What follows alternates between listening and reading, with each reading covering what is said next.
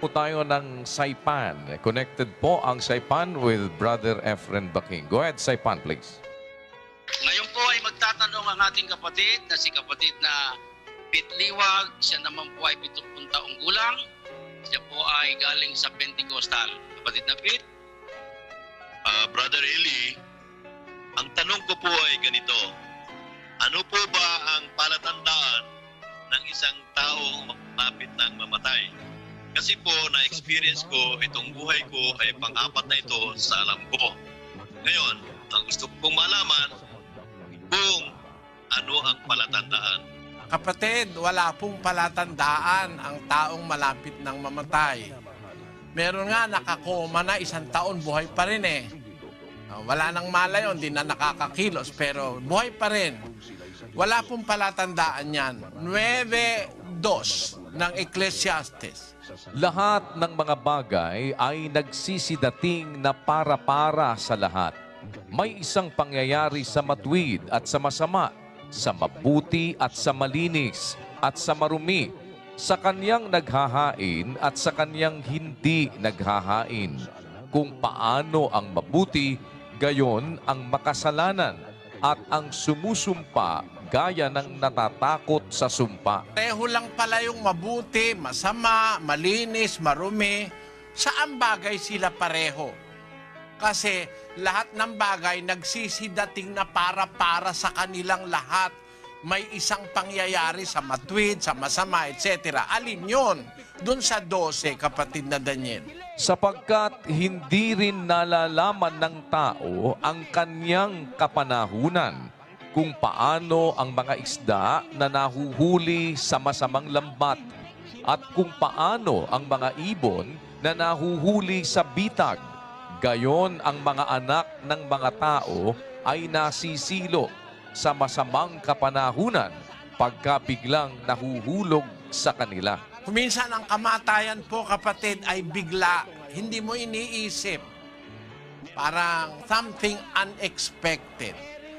Ang masasabi lang natin na palatandaan pag malapit ng mamatay ang tao, yung may sakit na talagang hindi nagagaling.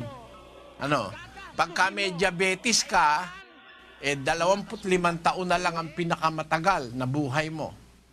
Pag ikaw ay may AIDS, 7 taon ang pinakamatagal na buhay mo. Pag may hepatitis B ka, depending on the condition and the immune system, maaari kang tumagal hanggang 10, 12 taon. Yun ang mga sinasabi ng siyensya. Pero yung, halimbawa, bukas mamamatay ka o sa makalawa, mamamatay ka, hindi mo po madidetermine yun. Basahin natin ang Kawikaan sa Kapitulo 27, versikulo 1. Huwag mong ipaghambog ang kinabukasan, sapagkat hindi mo nalalaman kung ano ang ilalabas ng ibang araw. Kita nyo, kinabukasan lang yun, ha? That is the nearest future we have today. Is tomorrow.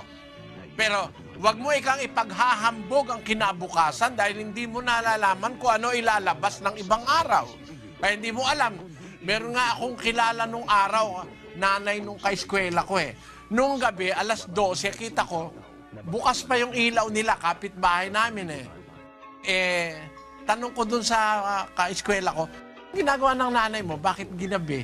Kasi naghahanda na siya ng almusal bukas, ng paksiw, tapos bukas daw magsasangag siya. Kaya nagpapaksiw na siya ngayon. Medyo ginabi siya ng uwi. Ngayon, kinabukasan na hindi niya nakain yung paksiw dahil hindi na siya nagising eh. Ganon. Ganon ang tao. Kaya yung palatandaang hinihingi mo, pag malapit ng mamatay, kapatid, yung kagaya ng sinasabi ng mga ibang may mga pamahiin, may mga nagpaparamdam, etc. Hindi totoo yun. Walang nakakaalam ng bukas. Miski ikaw mismo, sa sarili mo, inaasahan mo mamamatay ka na bukas, hindi pa rin pala. Katunayan, may nga nagpakamatay uminom ng Clorox nakatira dun sa squatters area, yung ilalim nila kangkungan. Nung uminom ng Clorox, na sumakit yung tiyan niyan. Nagpapapalag sa sakit ng tiyan, nahulog doon sa kangkungan, nakainom nung tubig sa kangkungan, na-neutralize yung Clorox, hindi namatay. Nagpapakamatay na yun, Ibig lang sabihin, tama ang salita ng Diyos. Hindi mo alam yung bukas, ang Diyos ang nasusunod sa buhay. Sana naunawaan mo, kapatid na Pete. Salamat po.